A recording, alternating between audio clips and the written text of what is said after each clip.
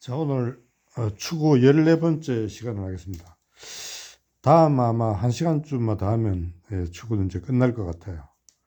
이 끝나고 나면 저는 이야기했다시피 명심보감을 한번 해볼까 하는데, 혹시 다른 의견이 있으신 분들은 댓글로 남겨주세요. 자, 추구 한번 읽어봅시다. 청송 햄노생이여 백운 숙첨단이라. 푸른 소나무는 협은 뭘 낀다는 뜻이니까 협노는 길을 끼고 생겨난다 이래. 그러니까 이 소나무가 이렇게 있으면, 길이 이렇게 있으면 이 길을 끼고 이렇게 소나무들이 서 있는 그 모습을 이야기하는 거죠. 길가에 이제 소나무가 나왔다 이런 뜻이에요. 푸른 소나무는 길을 끼고도 생겨나고 백운 숙첨단이라. 흰 구름은 쑥은 잔다, 뭐 묶는다는 뜻인데, 첨하고 단은 끝단자로 보통 읽어요. 첨하 끝에서 잠들고 있다. 지금 뭐 대유학당이나 전통문화연구회나 전부 다 그렇게 해석하고 있어요. 그러니까 흰 구름은 첨하 끝에서 머물고 있다, 뭐 이런 식으로. 자, 그러면 우리 진짜 그런가 한번 따져봅시다. 청송은 주어로 봐야 되겠죠.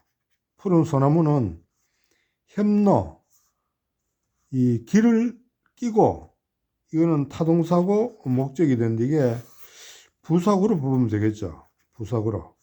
길을 끼고서 자란다. 동사로 보면 되겠죠. 푸른 소나무는 길을 끼고서 자라나고, 백운, 흰 구름은, 여기서 아까 이 첨단을 하나의 부사구로 봐서 흰 구름은 첨하 끝에서 잠들고 있다면, 제가 몇 번 얘기했지만 한시는 그 서로 이렇게 대가 돼 있어요. 대가 되게 돼 있는데 말 그렇게 해서 하면 대가 안 되게 돼 있어요. 대가 되게 하려면 어떻게 되나? 주어라고. 이것도 역시 숙첨을 햄노와 같은 식으로 해석하고 단을 생으로 해석해 줘야 돼요. 단은 이 끝단자라고 보통 말하는데 처음이란 뜻도 있어요. 처음 시작한다는 뜻이잖아요. 동사라면 시작한다는 뜻이 되거든요. 그러니까 이거를 시작한다라고 봐야 돼요. 그럼 숙첨은 첨하에 머물면서, 숙은 묵다, 머문다, 뭐 이런 뜻이니까 첨하에 머물면서, 길을 끼고서 첨하에 머물면서, 이것도 부사구로 봐줘야 돼요. 그러니까 이 숙을 머물다, 첨하에 머물면서 시작한다. 끝에서 잠자는 거하고 첨하에 머물면서 시작하는 건 달라요. 첨하에 머물면서 시작한다는 말은, 이게 예를 들어서 집인 것 때문에 첨하죠. 백운이 이 첨하에서부터 이렇게 시작했다는 말이에요. 그러니까 첨하에서 백운이 시작되고 있어요. 흰 구름이. 이게 결론적으로는 첨하 끝에 잠들고 있는 거나 첨하에서 시작하는 거는 같이요. 결과론적으로는 같지만은 그 의미는 다른 거예요. 흰 구름이 첨하에 머물면서 첨하에서 시작하는 거예요. 이제 여기서. 근데 이거는 첨하 끝에서 잠들고 있다는 건 의미가 좀 달라요. 그러니까 여러분들이 어느 것이 어떻게 해서 하는 게 좋은지는 여러분 스스로 한번 생각해 보면 돼요. 알겠죠? 그러니까 이 첨하 끝에서 이렇게 잠들고 있는 거냐, 첨하에서 시작하는 거냐, 그 결과론적으로 뜻은 같은데 조금 다르죠. 물론 여기서 출발하는 거, 여기 잠드는 거 다르죠. 이런 거, 이 앞뒤가 이게 대가 된다는 걸 생각하면서 한번 따져보면 재미날 거예요. 하풍, 송향기요, 중로, 즉 청향이라. 하풍은 이 연꽃이요. 연꽃에 부는 바람이죠. 송향기, 향기를 멀리 이렇게 내보낸다. 그러니까 연꽃에서 부는 바람이 향기를 보내니까 향기가 난다는 말이죠. 그 다음에 중로, 대나무에 맺힌 이슬이 청향, 맑은 향기를 떨어뜨린다 이런 거예요. 맑은 향기를. 그러니까 이슬이 떨어지는데 그게 아주 맑은 향기가 나는 듯하다 이거예요. 알겠나요? 시인의 그 느낌이에요. 자, 영어로 해봅시다. 하풍. 이 연꽃에 부는 바람이 주어가 되겠죠. 송은 타동사, 향기는 목적이 되겠죠. 그러니까 연꽃에 부는 바람이 향기로운 기운을 향기를 보내고 있다. 그리고 중로, 대나무에 맺힌 이슬이, 이건 타동사겠죠. 맑은 그 소리를 떨어뜨리고 있다 이게. 맑은 똑똑똑 떨어지는 것이 아주 맑은 소리가 떨어진다 이게. 맑은 소리가. 알겠죠? 아주 시가 좋네요. 깨끗하죠? 자, 곡직 풍내급이여 상고 월상지라. 골짜기가 이렇게 곧다는 말은 골짜기 꾸불꾸불 안 하고 이렇게 됐다는 거예요. 쭉 뻗었다 이거죠. 골짜기가 직선으로 뻗었으니까 바람이 급하게 불어온다 이게. 바람이 이렇게 골짜기 이렇게 됐으면 바람도 천천히 오겠죠. 근데 이렇게 되니까 바람이 급하게 온다. 급하게 불어온다. 산이 높으니까 달이 달이 뜨는 것이 늦다. 이런데 이게 대유학당은 번호를 1, 2, 3, 4, 5로 이렇게 해놨어요. 그러니까 골짜기가 고더니 바람이 오는 것이 급하다. 산이 높으니까 달이 뜨는 것이 느리다. 이렇게 해석하고 있는데 이 전통문화연구에서는 5, 4로 해서 이걸 4가 아니고 5로. 그럼 어떻게 했냐면 골짜기가 주어가 되겠죠. 즉 곧다 이거예요. 고저니까 동사로 봐야 되나요? 바람이 주어죠. 온다 동사죠. 이 급을 부사로 봐요. 그러면 급히 온다 이거예요. 바람이 급히 불어온다 이거예요. 골짜기가 쭉 뻗어 있으니까 바람이 급히 불어온다. 이렇게 하면 이게 순서가 이게 4가 되고 이게 5가 됩니다. 알겠나요? 이게 이걸 꾸미는 거예요. 부사가. 산이 높으니까 똑같죠. 달이 떠오른다. 어떻게 천천히 떠오른다 이거 AD로 부사로 봐야 돼요. 달이 천천히 떠오른다. 산이 높으니까 달이 천천히 떠오르는 것 같아 이거예요. 달이 느리게 이렇게. 알겠나요? 바로 낮으면 빨리 떠오르겠죠. 그러니까 이게 이 골짜기와 산이 어떻게 생기느냐에 따라서 바람과 달의 모습이 바뀌는 것을 시인의 눈으로 이렇게 재미나게 그리고 있어요. 알겠나요? 자, 실솔 명동방이요 오동 낙금정이라.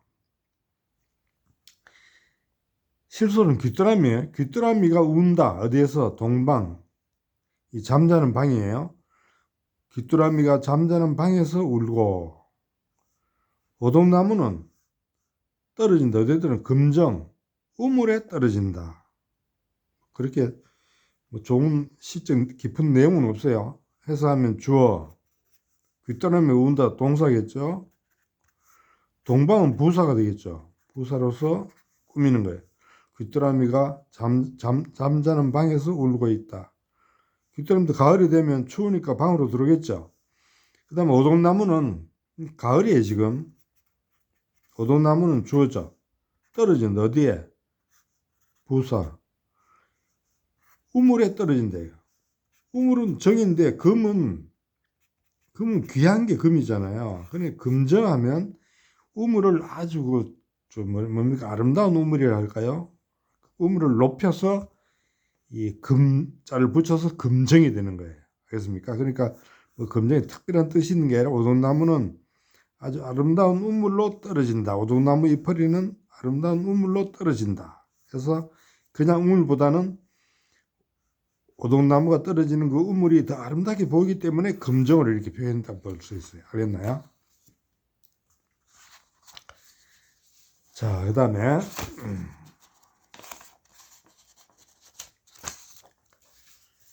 상고 송하입이요, 강심 사상유라, 산이 높다. 이게 산이 높으나 산암 밑에 서 있고 강이 깊으나 모래 위에 흘러간다. 이게. 자, 영어로 분석해 보면 산이 주어고 높다 동사로 봐야 되겠네. 이 조건절로 봐야 되겠죠. 산이 높으나 높지만은 나무 밑에, 이건 부사로 봐야 되겠네. 부사구로 나무 밑에 흘러간다. 동사죠. 산이 높으나 산이 높다고 하지만은 결국 소나무 밑에 서 있다 이거예요. 왜? 산이 이렇게 있지만은 높지만은 여우에 소나무가 있어. 그렇죠? 그러면 결국 산은 뭐 밑에 있나요? 소나무 밑에 있잖아요. 이렇게 이제 표현해 보는 거죠. 재밌는 표현이죠. 산이 높으나 높다고 하지만은 소나무 밑에 서 있고 강이 깊다. 강이 깊으나 조건절이죠. 사상 모래 위죠. 부사구죠. 모래 위에 흘러간다. 이게 동사. 강이 깊다고 하지만은 강이 뭐 이렇게 깊은 강이지만 결국 이 밑에는 뭐가 있나? 모래죠. 모래 위에 흘러가잖아요. 그렇죠? 모래가 더 깊다 이거예요. 산이 높지만은 소나무가 더 높다 이거예요. 강이 깊다 하지만은 모래가 더 깊다 이거예요. 이런 발상은 보통 사람들이 발상을 못해요. 시인의 특이한 발상이에요. 그래서 시인을 내가 좋아하는 거예요. 알겠나요? 이런 시를 읽으면 정말 시인의 번뜩이는 그런 안목을 느낄 수가 있어요.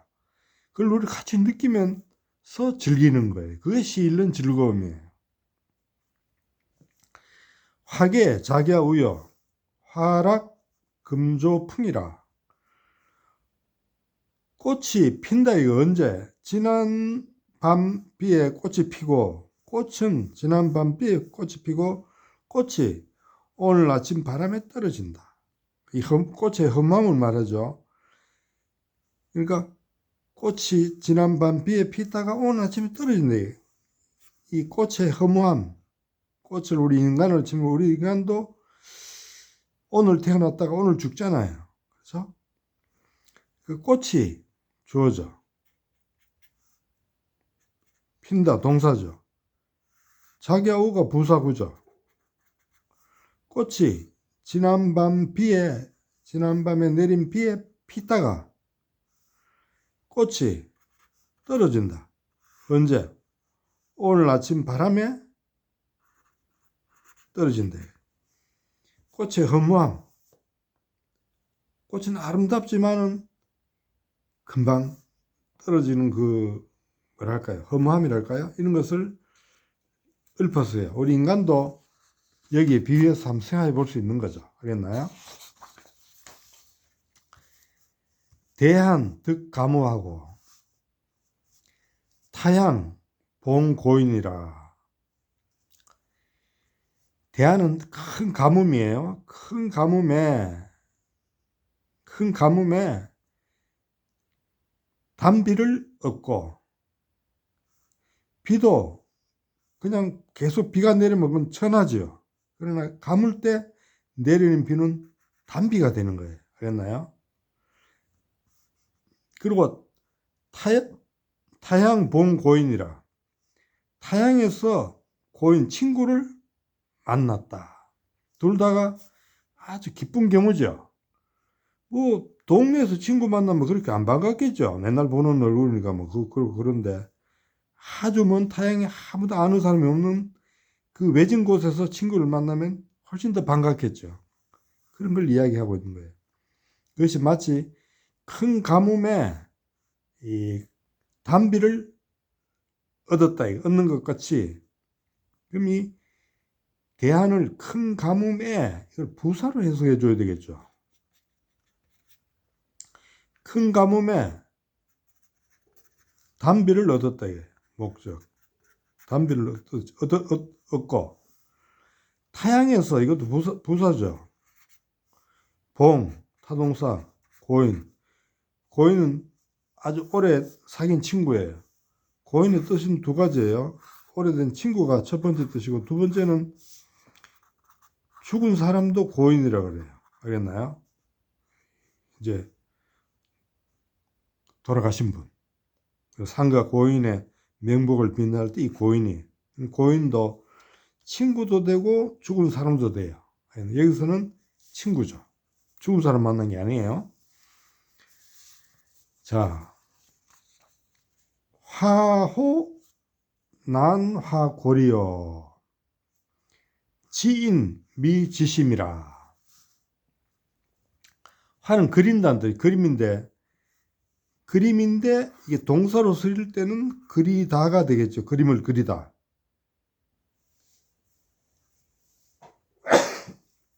자, 화호. 호랑이를 그리나 난화골. 뼈를 그리기는 어렵다. 사람을 알지만은 그 사람의 마음을 알지는 못한다. 자, 영어식으로 한번 분석해 볼까요? 이건 타동사가 되겠죠.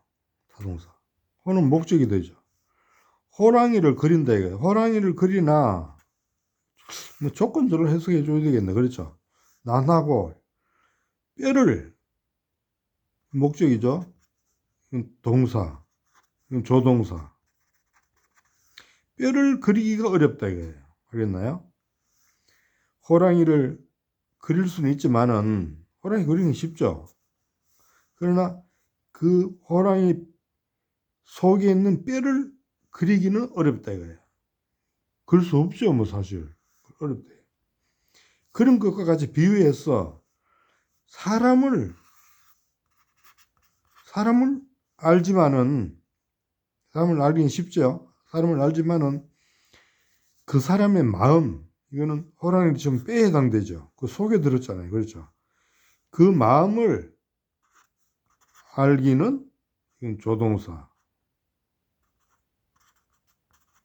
어렵다. 그 마음을 알기는 어렵다. 사실 사람 마음은 그 사람 사귄다고 해서 알 수 있는 게 아니에요. 그 사람 마음을 알려고 하면 어떤 일을 같이 해봐야 돼요. 특히 이권이 걸린 일을 같이 해보면 그 사람 본심이 드러나요. 그래서 겉으로 보면 다 좋아요. 나쁜 사람이 있을 사람 어디 있어요? 다 좋지. 그냥 대충 사귀어보면 다 좋아요. 그러나 실제 그 사람을 알려면 같이 어떤 사업을 같이 해보면 그 사람 본심이 드러나게 돼 있어요. 자, 좀 앞에 제일 처음에 했던 걸 다시 한 번 더 설명을 하고 끝내겠어요. 청송현노생이여 푸른 소나무는 길을 끼고서 생기고, 길이 있다면 길가에 소나무가 이렇게 푸른 소나무가 심어져 있다는 말입니다. 알겠나요? 길을 끼고는 길가에 이렇게 소나무들이 쫙 이렇게 가로수처럼 서 있다는 거예요. 배구는 숙첨단이라. 흰 구름은 이때 숙을 머물다, 처마에서, 이게 예를 들면 처마가 있다, 이게 집이. 그럼 이 숙첨은 배군이 처마에 걸려서 머물다가 이렇게 시작하는 거예요, 여기서. 구름이 시작하는 거. 그랬나요? 근데 보통 흰 구름이 처마 끝에 걸려있다, 머물고 있다, 이렇게 하는데, 사실 결과론적으로는 뭐 그 말이 그 말인데, 우리는 시를 해석할 때는 항상 이렇게 대로 연결되어 있는 거를 해서 이렇게 해석해줘야 이게 맞는 거예요. 안 그러면 이 시를 쓴 사람이 잘못 쓴 거예요. 알겠나요? 시 쓴 사람의 뜻에 따라서 이걸 해석해줘야 될 거 아니에요. 이게 여기서는 쉬운데 다른 좀 어려운 시로 들어가면 이렇게 해석하는 법을 익혀놔야 그 시를 제대로 해석할 수 있어요. 그래서 내가 이걸 강조드리는 겁니다. 자, 오늘 여기까지 하겠습니다.